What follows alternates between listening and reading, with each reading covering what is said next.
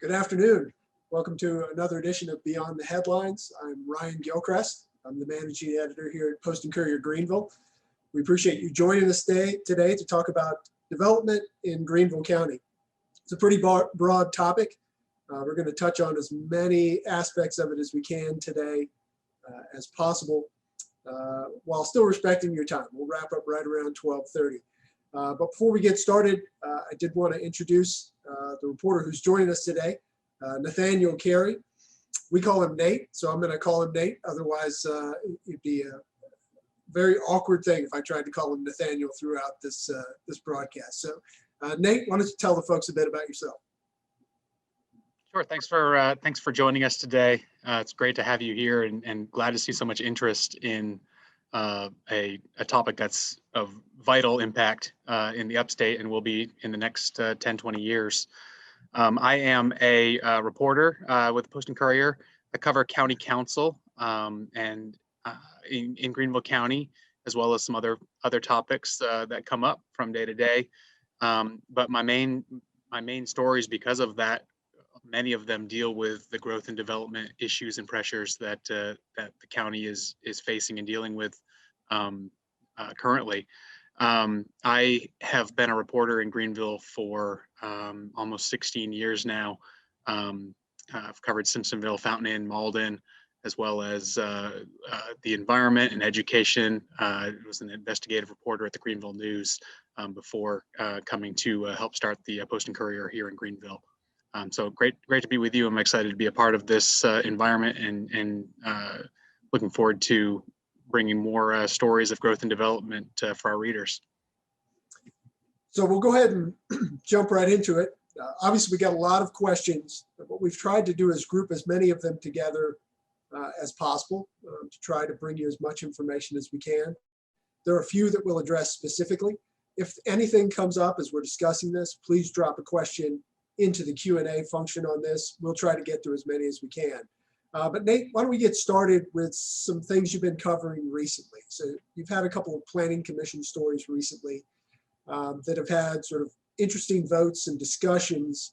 Talk a little bit about that and how that sort of exemplifies and shows what's going on in the county.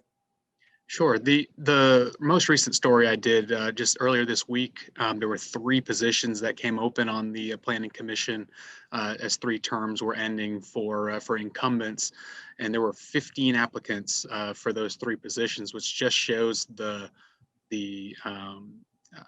desire for people to be involved and the impact that position holds right now. Overseeing subdivision approvals and guiding a lot of decisions on rezoning requests, and the spectrum of people that were involved in those applicants and among those applications. In the end, all 3 of the incumbents who desired to remain on the commission were reappointed by the council, which keeps the same balance of power that has kind of developed on the Planning Commission.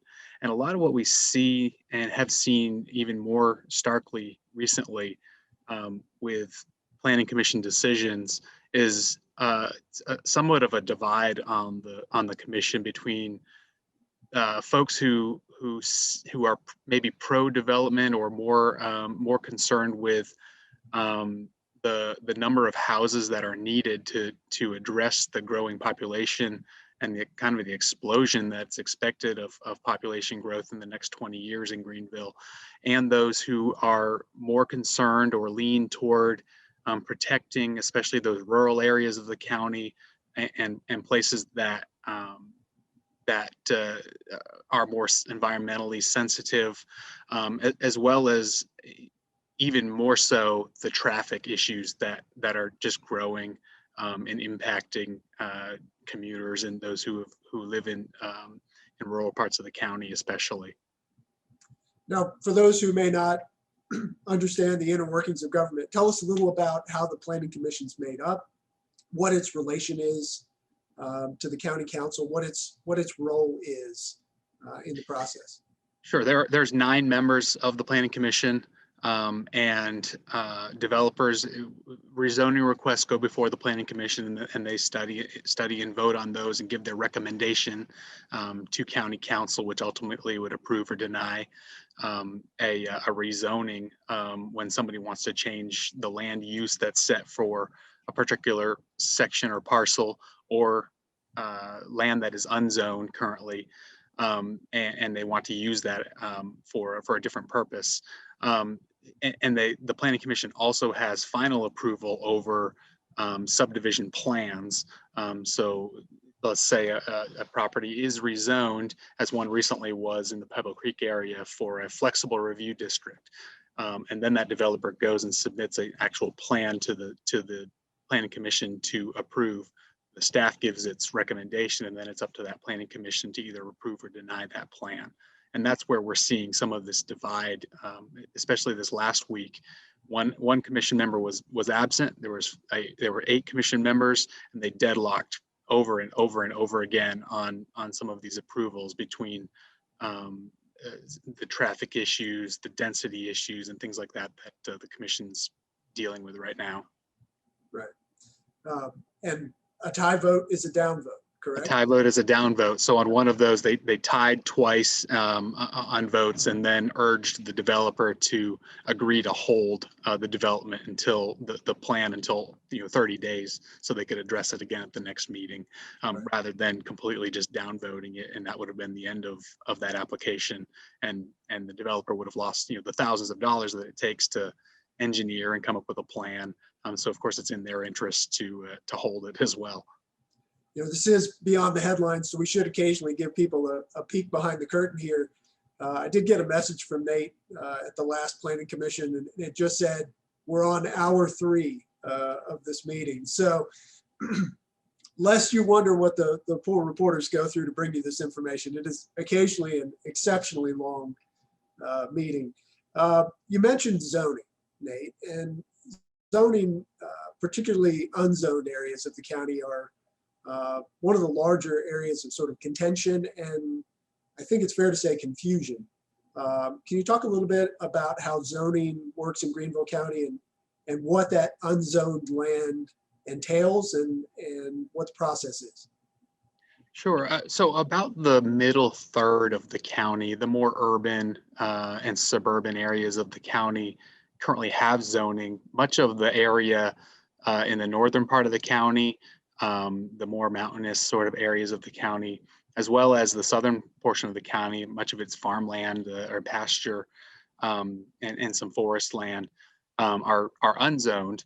And so anything that somebody wants to, if they want to sell their land and they want to develop their land, they can.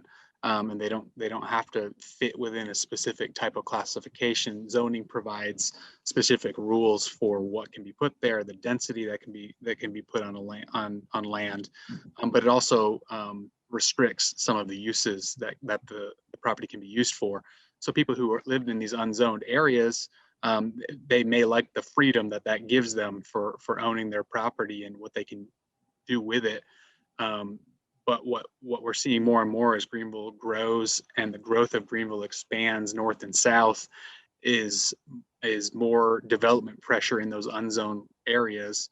And sometimes the residents who live there respond, like some did a few years ago in southern Greenville County, and they worked together and banded together and actually zoned 7,000 acres of land to restrict the density that could be built there. And so that they recognize this could be developed, and there may be property owners who want to develop their land, but we want to do it in a manner that fits in the character of this area. And this has come to more of a head in the last couple of years. In 2018, Greenville County Council instituted Article 3.1, which some of you viewers may be familiar with, and that put it gave the Planning Commission the ability to look at the character of an area, the environmental issues that may be faced on a particular property, the density and whether it fits of a specific property, whether it fits what is around it, and as well as traffic. And if there is existing infrastructure in place for both traffic and sewer and wastewater in place to handle the proposed development. And that particular article, which I believe is just like 3 paragraphs deep in the land development regulations, has sparked a lot of this divide and brought it to the surface. There's been neighborhoods and residential groups that have banded together and have fought developments based on this particular article. Planning Commission has gone back and forth of whether they will uphold this article and use it as a means or a guideline to the decisions that they make. And there's actually 4 pending lawsuits in district court here in Greenville County, all dealing with subdivisions that were either upvoted or downvoted based on Article 3.1. So that's still to work its way out. A proposed amendment earlier or last year, middle to late last year, ended up not going anywhere. That would have addressed Article 3.1 and updated it to, and would have essentially provided effectively zoned those areas that are currently unzoned by placing some limits on the number of houses that could be built on particular acres. So that got a lot of blowback from the Home Builders Association, the Real Estate Association, developers and builders who were concerned about the impacts that would have on their abilities to develop land there, and people who wanted to sell their land there for the highest dollar that they could get for it. And on the flip side of that, folks concerned about the explosive growth in the rural areas were able to, they were wanting to just put some limits on what could be built in those small 2-lane roads and areas where there's not currently sewer that may bring sewer. So that's just giving just a picture of the fight that's going on right now and the struggle that Greenville's dealing with as far as growth pressures and pushing the boundaries north and south of where the major growth is happening. It would be fair to say that there's confusion over how the zoning laws are applied. You mentioned 3.1, which I know certainly has been interpreted different ways and is seen different ways. Is the county doing anything to simplify or to work on those zoning laws or to look at potential conflicts in the zoning laws? They are, and the planning staff has been working on what they're calling a unified development ordinance. And I'm going to write a story about this at some point soon to kind of introduce the idea. It's still in its draft stage at this point, and it would be some time before it's voted on by county council. But essentially what this would do would wrap the current zoning ordinances and the land development regulations into one document, and it's going to be based on the 2020 comprehensive plan, which was just passed, which will give some guidelines to where and the types of development and the density of development in certain parts of the county. So the idea is to wrap it all into one big document and one kind of an overhaul of the zoning and land development regulations to give a better roadmap for how to develop in the county in the future, and really spell out for developers as well, what marks they have to hit, and give them a better roadmap of what they need to do to be able to build effectively in the county. Right. Before we move on to some other stuff, I'm going to go a little bit off the map on you a little bit, Nate. So hopefully I don't throw you. But we'd probably be remiss if we didn't at least bring up the issue of conservation when we're talking about rural areas in Greenville County. It's a bit of a patchwork up in the northern part of the county, right? Can you tell us a little bit about what that landscape looks like and sort of the various players in the conservation effort? Sure, and recently the county actually has started a historic and preservation trust, and this was something that's been in the works, or at least as an idea, for years. And the county started this as a way to go after some of those properties, some of those important treasured properties that they would like to conserve, and that give the Greenville the beauty and the make it desirable for everybody who's moving here, to try to preserve some of those special places. And there have been groups, and our groups in the upstate, that have worked to preserve thousands and thousands of acres, Natural Land Trust and Upstate Forever, and others that have preserved acres through conservation easements, where somebody places their own property in an easement so it won't be developed. It'll remain in its current use, and others that have turned into state parks and expansions of state parks. And Ryan, I know you've written some about that as well recently. And there's more properties like that, and there's kind of this race against time, with the development pressures that are ongoing, to try to preserve, at least keep some of those natural places natural.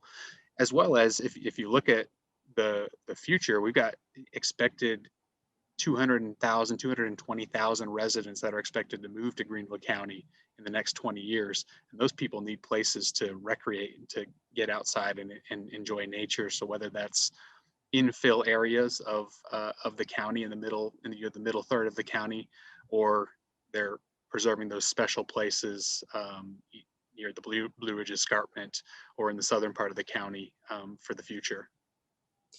Let's shift from the rural area a little bit closer to the already developed area, and just briefly talk about affordable housing.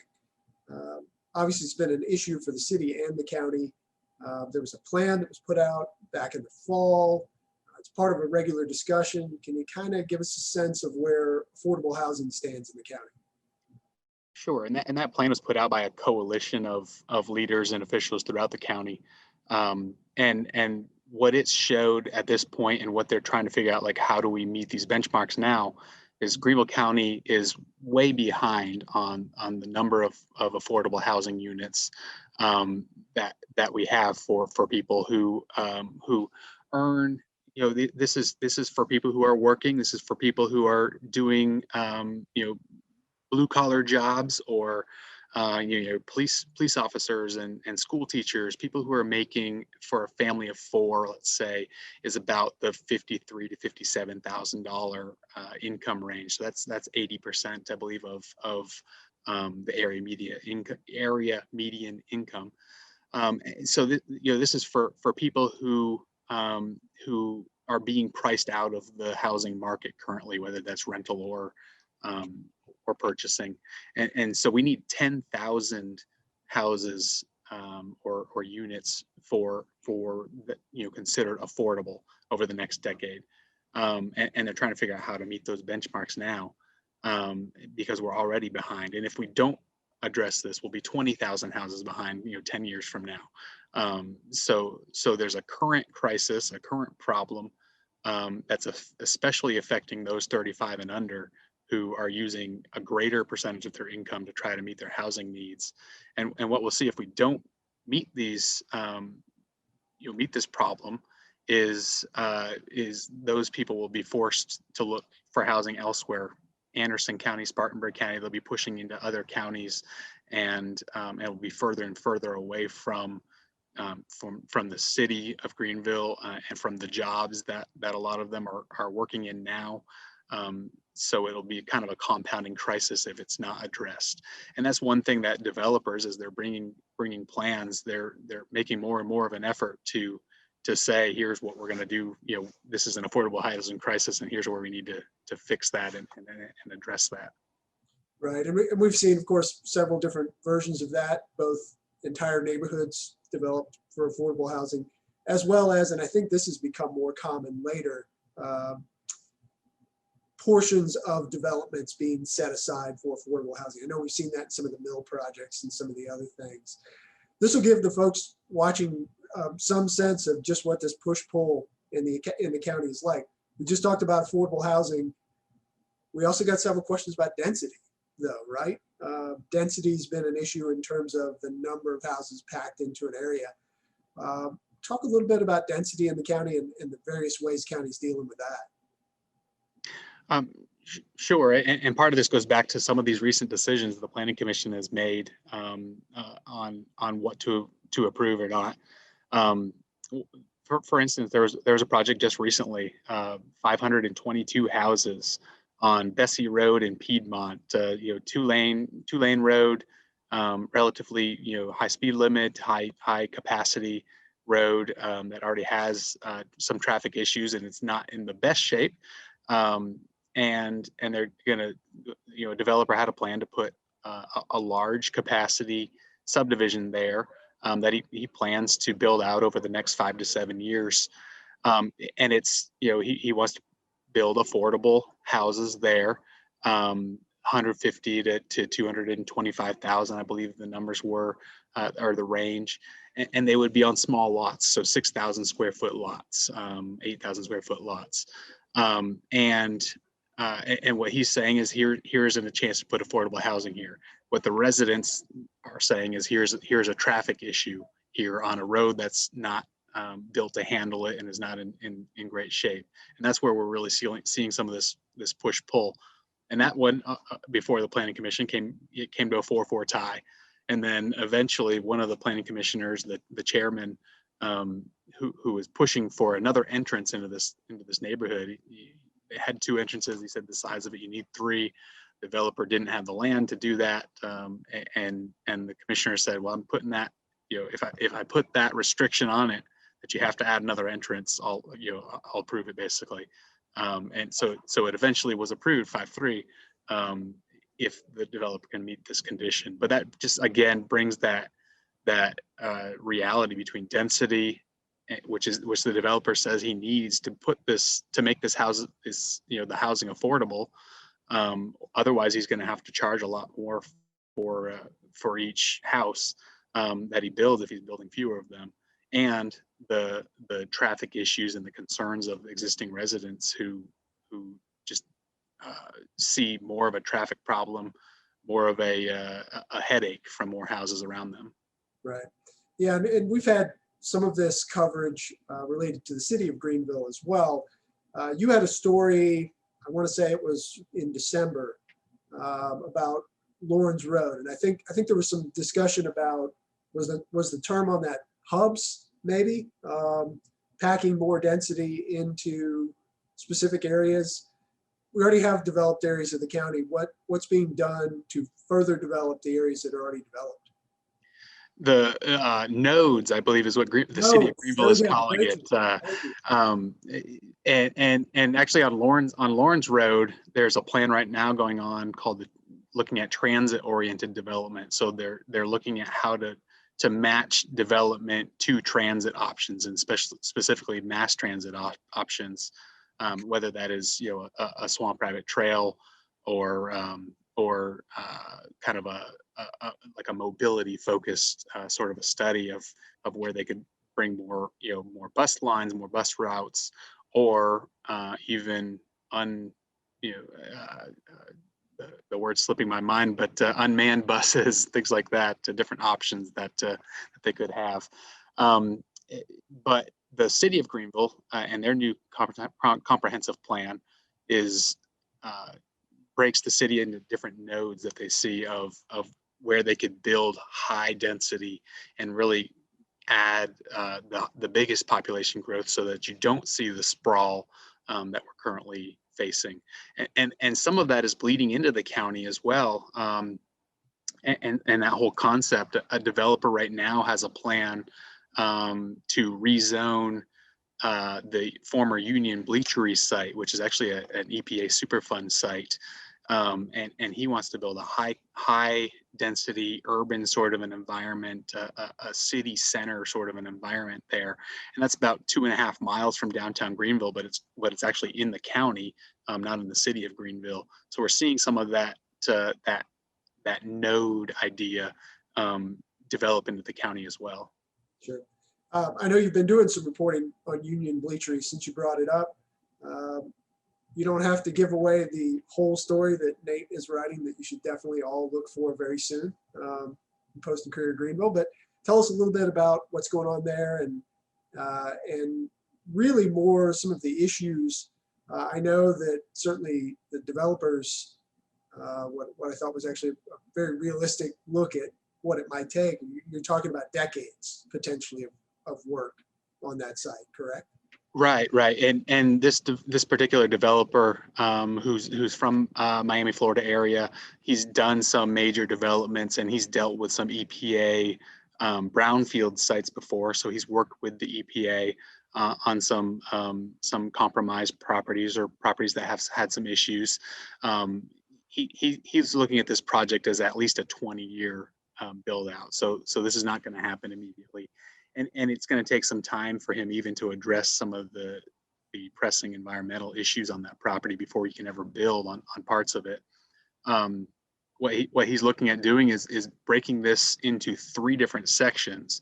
And there's 2 sections of this property that don't have the environmental issues as the immediate area, about 30 some acres, where the Union Bleachery site was, the Cone Mills site was. And he's looking at being able to develop those other areas first while he's dealing with the issues of the environmental issues on the former Bleachery site. And part of what he's going to pay for the cleanup of this, and he's going to do all of that work and monitoring. He's going to take over a lot of that. So he's putting that work into it as part of, he'll, if this is all approved, he'll put that work into it to be able to eventually, profit from the development as a whole. And that's a massive site, 240 acre site that's just 2 miles from downtown Greenville. So it's a prime site for development.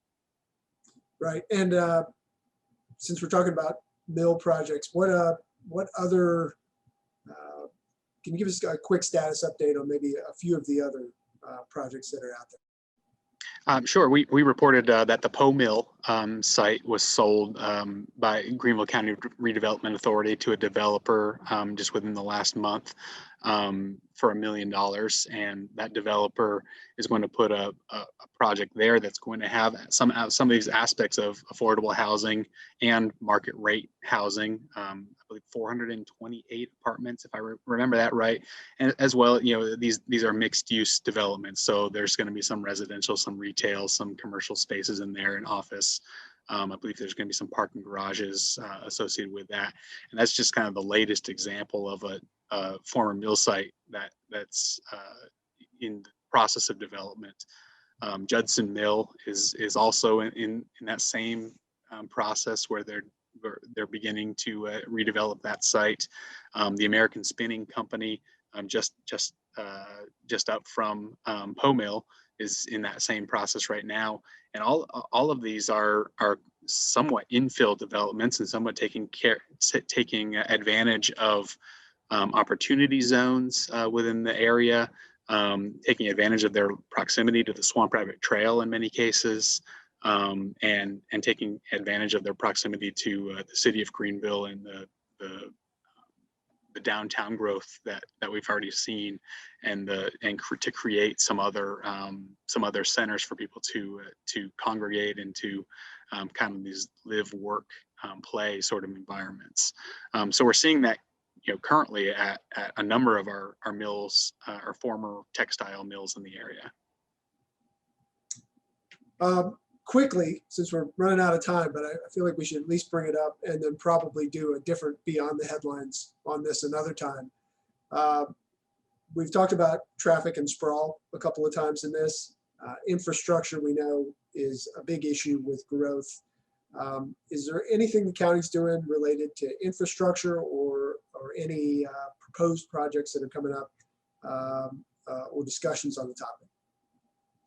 The county is currently working through a process of consolidating some of its special purpose districts, which are specific to sewer, to try to, the idea is that they want to to take all of their sewer, especially in some of these former mill districts and mill areas, and put it all under one sewer provider.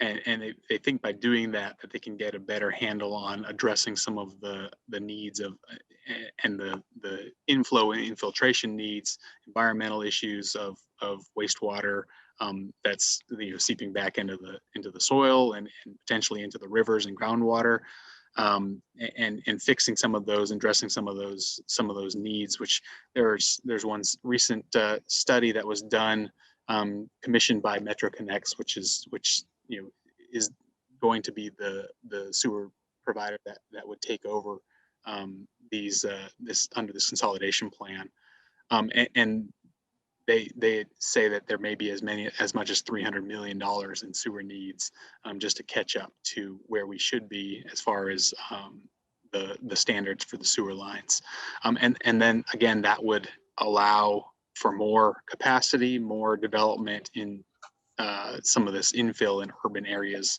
of the county, as well as in the textile mill villages. Okay, well, I think that's about all the time we have today. Nate, I appreciate your time. Appreciate all of you who are watching this, listening to this. Presumably, maybe you're eating lunch or delaying lunch. Either way, we appreciate that. Be sure and check out our website. We will have this posted. I think it usually takes about a day, but if you want to watch this again or you want to forward it to friends, we will have it on the website. I can't let you go without encouraging you to subscribe to the Post-and-Courier. Nate can confirm this. We cannot do what we do without your help, and we appreciate so much those of you who have subscribed. If you haven't, give us a look. We'd appreciate it. For now, I think we're done. We'll see you next time. It'll be about another month. We'll have another one up here in Greenville of Beyond the Headlines. Until then, thank you very much. Have a great day.